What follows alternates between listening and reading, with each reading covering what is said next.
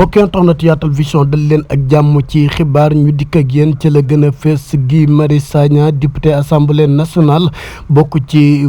parti bi di Pastef coalition Yewwi Askan Wi. moom Guy Marius Sagna nag daal di wutali foofee nag ca tugal ngir lan wutali foofee ca tugal waxtaan ak ndawi Sénégal yi nga xamante ne bi ñoo nekk foofee ca tugal waaye wili pande jébaande yorinu Macky Sall ci biir réew mi dictature dëgg nag loolee Guy Marius Sagna moo ko wax nee na Macky Sall mi ni nga xamante ne bi yore na ko réew mi nga xamante ne bi saa suñ bëggee def nag seen manifestation jëmale ko nag ci askan wi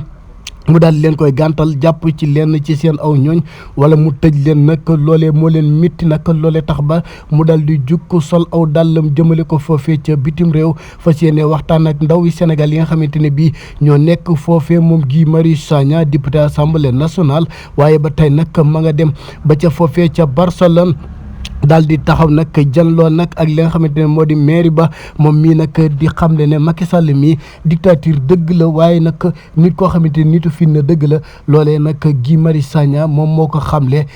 ginnaaw bi nga xamante ne bii nag sol na daal lam jëmale ko ca bitim réew ngir kat xamal waa bitim réew li nga xamante ne bii moo di yore na ko Macky Sall ci biir